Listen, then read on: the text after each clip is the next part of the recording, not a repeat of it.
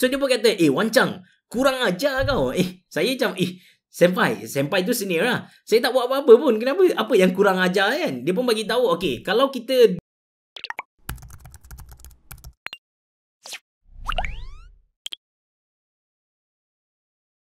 Assalamualaikum warahmatullahi wabarakatuh. Selamat datang ke channel Ashraf Jeffrey. Dekat channel ni saya just nak kongsikan pengalaman dan juga pendapat peribadi saya. Saya dulu pernah belajar dan juga bekerja dekat Jepun. Dekat Jepun tu saya kerja sebagai sales engineer. Jadi yang pertama, masa saya banyak jumpa orang luar, of course bahasa yang kami guna adalah bahasa Jepun. Yang kedua, saya banyak spend masa dengan senior saya. Boleh kata hampir separuh hari dengan dia lah. Okay, kalau sebelum ni saya dah kongsikan dengan anda 3 perbuatan ataupun perangai rakyat Malaysia yang buat orang Jepun ternganga. Kali ni saya nak kongsikan dengan anda 3 perbuatan ataupun amalan orang Jepun yang buat saya ternganga. Of course, kita bukan bercakap tentang tepati masa, bersih, hormat orang yang cuci tandas dan sebagainya. Bagi saya itu adalah perkara yang common. Sekarang saya nak cerita something yang kalau anda tak duduk dekat sana, anda tak bergaul dengan mereka, anda tak tahu yang ini adalah culture mereka. Yang pertama tentang greeting. Kita pun tahu orang Jepun dia suka bagi greeting, macam kalau pagi mereka akan sebut ohayo gozaimasu, kalau tengah hari konnichiwa, kalau hello konnichiwa, kalau malam konbanwa, kalau nak tidur oyasumi nasai, dan kalau nak makan, ini yang paling famous lah. Semua orang boleh kata 99% tahu perkataan ni, itadakimasu. Dan kalau sudah makan, kita sebut gochiso sama deshita. So basically orang Jepun dia suka greeting. Cuma ada something yang bagi saya adalah perkara yang baru ketika saya duduk dekat Jepun. Masa saya belajar dekat Takushoku University, salah satu university yang ada dekat Hachioji, Tokyo, saya hari tu saya tak masuk, saya tak ada kelas waktu pagi ataupun tengah hari. Cuma pada waktu petang tu saya kena pergi ke university untuk buat part time. Saya ada buat part time cuci papan hijau, lepas tu kutip sampah dalam dewan peperiksaan. Itu je kerja saya. Saya dibayar pada 30 hingga 40 ringgit Malaysia lah, something like that. Then bila saya masuk tu, of course kita akan jumpa Pak Gad kan dekat luar pintu, dekat pagar tu. Biasanya saya akan sebut konnichiwa lah. Kita kan baru masuk, lepas waktu tu mungkin nak malam sikit, tapi saya sebut sebagai konnichiwa sebab hello pun konnichiwa. Tapi Pak Gad tu sebut ohayo gozaimasu. Mula-mula saya ingat yang saya tersalah dengar. Lepas tu saya tanya kawan saya pun kata memang dia pun dengar Pak Gad tu sebut ohayo gozaimasu. Ohayo gozaimasu maksudnya selamat pagi. So selamat pagi ni kita sebut waktu pagi lah. Kenapa kita nak sebut waktu petang? Dan saya masa berjalan benda sama yang berlaku. Dan masa saya dah ada kawan Jepun dekat university tu, saya jumpa dia pada waktu waktu petang sebab kita kelas waktu petang. Bila jumpa dia pun sebut ohayo gozaimasu. Dia tak sebut konnichiwa, dia sebut ohayo gozaimasu, macam selamat pagi. Bila saya tanya orang Jepun, saya tanya senior-senior saya, rupa-rupanya dekat Jepun ni, saya tak pasti tempat lain macam mana. At least ini pengalaman saya sendiri. Dia kata kalau kita first time jumpa orang tu pada hari tu, kita akan sebut ohayo gozaimasu. Dia jadi macam pembuka bicara lah. Dia bukan bermaksud selamat pagi, tapi dia jadi macam, oh ini first time kita jumpa, something like that. Ini culture yang saya kata macam rare lah. Kalau kita tak pergi dekat sana, kita tak bergaul dengan mereka, kita takkan tahu benda ni. And sebut tentang selamat pagi ni, ada satu anime yang memang sebut selamat pagi. Cuma saya tak pasti dia tuju ke bahasa Melayu Malaysia ataupun dia tuju kepada bahasa, which is they refer kepada Indonesia. Anime tu nama dia Nichijo. Nichijo tu maksud dia harian lah, harian. So anime tu dia tak berat sangat. Dia bukan jenis fighting, ada supernatural power dan sebagainya. Dia memang berkisarkan 3 budak perempuan yang comel, cerita sekolah dia macam mana, benda-benda lawak, benda-benda yang bagus tentang dia. Saya recommend lah anda tengok. Siapa-siapa yang tak pernah tengok anime dan anda baru nak berjinak-jinak dengan anime ni, saya recommend anda tengok Nichijou. Nichijou dia memang lawak bagi saya dia memang lawak. Kalau time makan tu, kalau dekat Facebook saya akan search dan saya akan tengok klip potongan-potongan, cuplikan-cuplikan yang menarik tentang Nichijou lah. Anda pun boleh tonton. Okey, itu perkara yang pertama. Ohayo gozaimasu tidak bermaksud selamat pagi, sebaliknya dia adalah permulaan, greeting permulaan bila kita jumpa dengan orang pada hari tersebut. Okey, yang kedua pula, ini terjadi ketika saya follow senior saya pergi buat sales. Masa tu saya dah bekerja dekat Fukuoka, Jepun. Saya pergi ke Kumamoto, jadi kita drive 2 jam ataupun sejam setengah pergi ke Kumamoto, jumpa dengan customer pada waktu pagi, dan waktu rehat tu kita orang singgah dekat satu kedai yang satu restoran yang dipanggil sebagai Gasuto. Gasuto ni ialah family restaurant. Istilah family restaurant dekat Malaysia ni saya rasa macam tak meluas lagi. Family restaurant dia refer kepada satu restoran yang sesuai gila untuk bawa family lepak dekat sana lah. Macam saya punya restoran, untuk pengetahuan anda, saya ada satu restoran Jepun, bukan satu lah, 2. Satu di Kota Baru dan satu lagi di Bangi. Nama restoran tu ialah Samurai Yakiniku. Kami jual BBQ Jepun. Kalau anda nak try authentic Japanese yakiniku dengan harga wagyu murah RM99 Malaysia, anda boleh pergi dekat mana-mana cawangan saya, Kota Baru ataupun Bangi, promote business sikit. So family restaurant Gasuto. Anda tanya je student-student Malaysia yang ada dekat Jepun, mesti tahu, mesti pernah lawat lah Gasuto ni. So Gasuto ni dia famous dengan 2 benda. Satu, makanan dia banyak yang kita boleh makan, maksudnya orang Islam boleh makan. Yang kedua, dia ada drink bar, maksudnya satu macam kita boleh top up air tanpa had lah, bayar 180 yen ataupun lebih kurang dalam berapa 400 lebih kurang dalam RM10 lah. Kita kata dalam RM10 ataupun RM8 kita boleh top up air macam air Kalpis, air Pepsi, Coke, benda-benda tu unlimited and tak ada masa. Itu yang best dekat Gasuto. Sebab tentang Gasuto ni, sebelum saya cerita tentang perangai pelik orang Jepun tu, saya teringat saya pernah keluar makan dengan seorang brother Indonesia lepas kita orang solat Jumaat, tapi bukan Gasuto, kami pergi dekat Saizeriya. So Saizeriya ni pun dia family restaurant, dia punya konsep pun sama dengan Gasuto tadi, cuma makanan dia tu ada banyak pertelingkahan antara sesama Muslim. Ada yang kata ini boleh makan, ada yang kata itu tak boleh makan. So depend lah anda percaya yang mana satu kan. Masa tu kita orang pergi dekat sana, kita orang ada order pasta Hanjuku Tamago. Nama pasta tu telur pasta kosong dengan telur separuh masak, something like that. Dan kawan brother Indonesia yang baru lepas solat Jumaat dengan kami ni, dia order steak. Dia order steak. So saya beranikan diri tanya dia. Dia baik brother ni baik. Saya tanya dia, bang, boleh makan ke? Halal ke ni? Dia kata ustaz dia bagi tahu kalau pergi dekat negara bukan Islam and susah nak cari makanan halal, baca bismillah je, yakin yang ini adalah halal, makan. Tapi saya tak komen Ketika tu saya memang tak komen. Cuma saya rasa benda ni menarik So saya pun study, saya tanya ustaz-ustaz yang saya rasa macam dia berkaliber untuk jawab persoalan saya ni, dan saya dapat satu fatwa dari Allahyarham Yusuf Qardawi, Profesor Yusuf Qardawi. Dia mengatakan bab makanan ni, jangan dicari benda yang tersembunyi. Apa yang kita nampak, kalau halal lah, kalau tak halal kita tak payah nak cari pun. Of course kita boleh pilih untuk jadi warak. Warak ni kalau bahasa orang Melayu, dia ingat warak ni pergi ke masjid selalu kan. Tak, sebenarnya warak ni adalah orang yang dia jaga halal dia tu betul-betul, dia tinggalkan perkara haram dan juga syubhah. Al-halal nubayyinun wal haramul mulbayyinun bainahuma syubhah. Bahasa Arab, ingat lagi kot. So abang tu dia pakai fatwa tu lah kot. Dan dia makan halal sebab dia consider dekat Jepun ni negara dia kata susah nak cari benda halal dan sebagainya. But Allahu alam itu dia punya benda. Cuma apa yang saya study dan saya pun tahu tentang fatwa tu, saya tak makan lah steak dekat situ. Cuma disebabkan saya tahu fatwa tu dan ada setengah benda yang memang susah kita nak tahu dia punya status macam mana, saya berpegang pada fatwa tu, saya makan lah. Of course kita boleh jadi warak macam Imam Syafi'i. Dia kalau tak tahu ikan yang dijual tu datang dari mana pun dia tak makan kan. So kita boleh jadi macam dia juga, and kita pun boleh pilih untuk lebih ringan sebab itu adalah fatwa yang dikeluarkan oleh seorang ulama yang sangat besar. Kalau salah apa yang kita pegang, dia yang tanggung dosa. Itu kita kena fikir benda tu. The same thing goes to macam orang pertikaikan. Saya pun setuju orang pertikaikan macam solat sekarang kita kena jarak-jarak kan, tak boleh rapatkan soft. Orang bandingkan dengan stadium-stadium yang mana boleh buat event rapat-rapat bagai tu kan.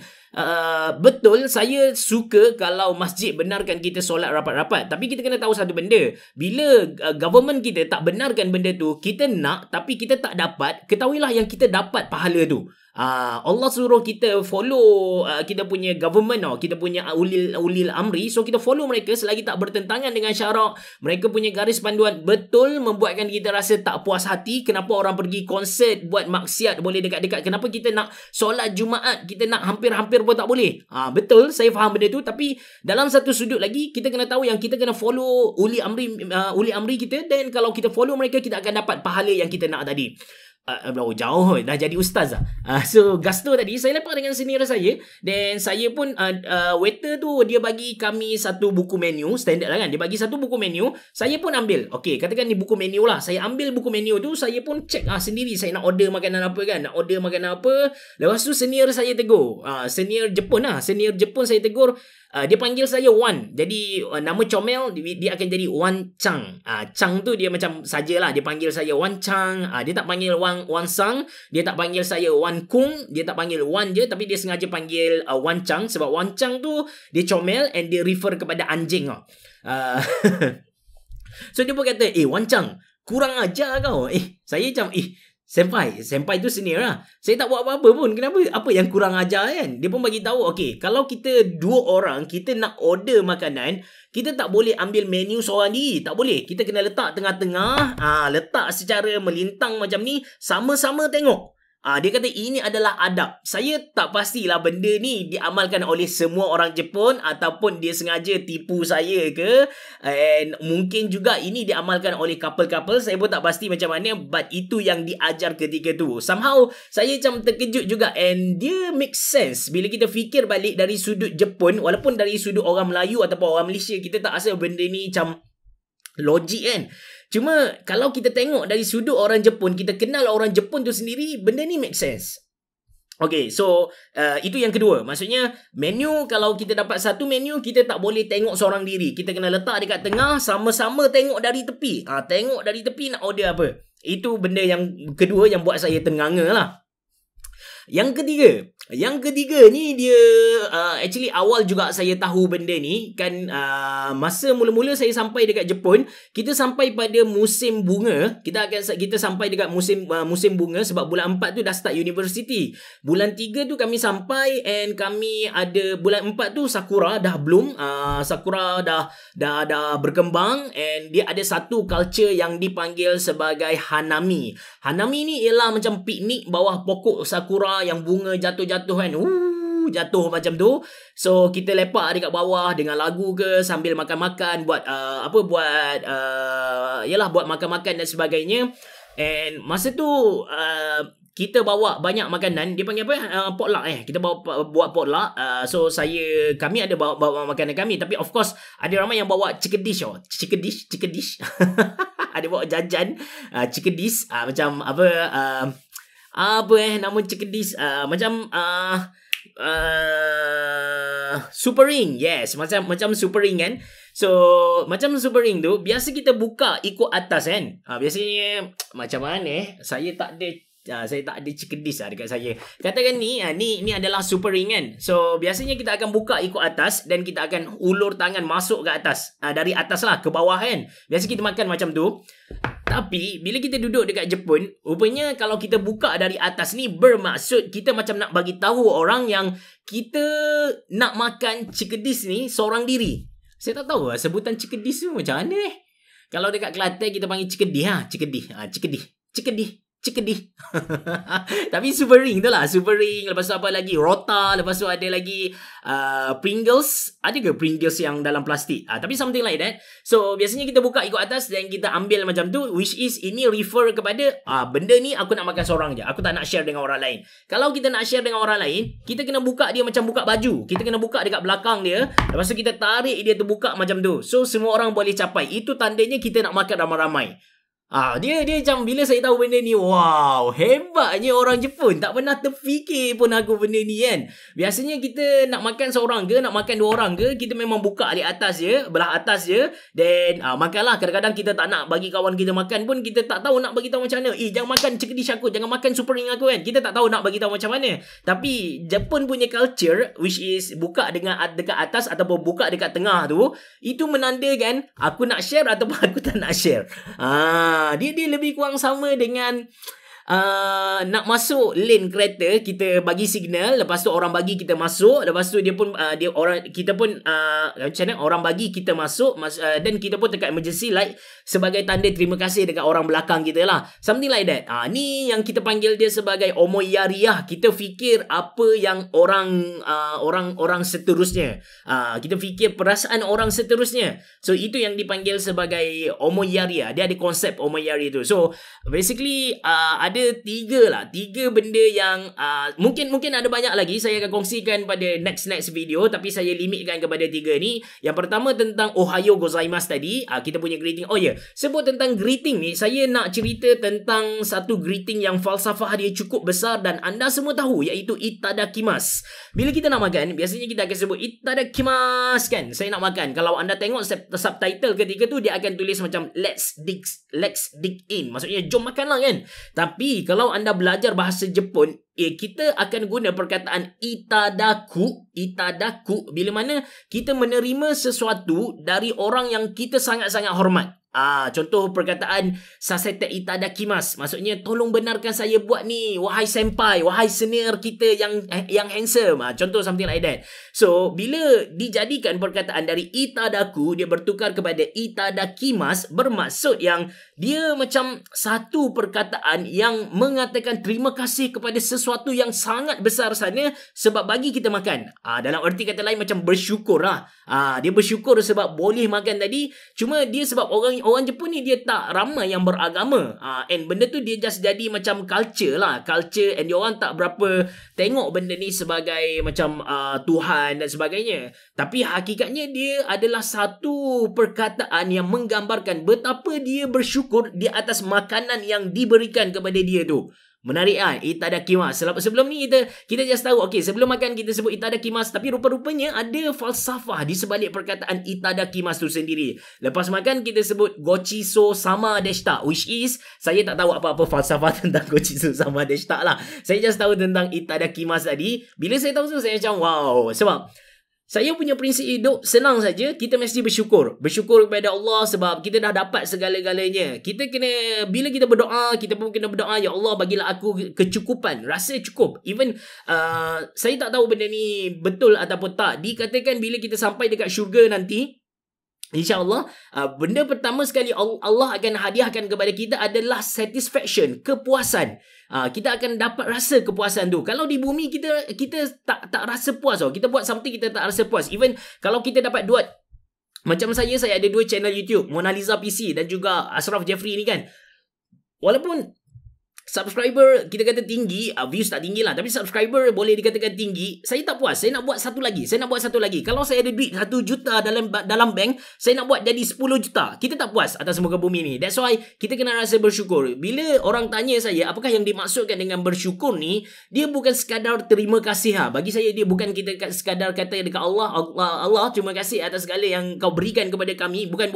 Tapi dia more tu macam kita dah berjaya naik atas satu bukit tu dan kita tengok dunia ni dah duduk dekat bawah kita dah. Nothing yang tak ada benda dah kita nak atas muka bumi. Itu yang dimaksudkan dengan bersyukur bagi saya. Of course, ada juga orang interpretasikan bersyukur ni kepada macam kita buat apa yang Allah suruh, kita tinggalkan apa yang Allah larang, itu pun dikira sebagai bersyukur. But for me, memang satu perasaan yang kita ada bila mana kita naik atas bukit yang paling tinggi atas muka bumi ni, gunung yang paling tinggi atas muka bumi ni, kita tengok semua benda lain, duit ke, kawan kawan-kawan ke family kita duduk dekat bawah, which is kita dah tak ada benda yang kita nak. Kita dah capai satu level yang ultimate lah.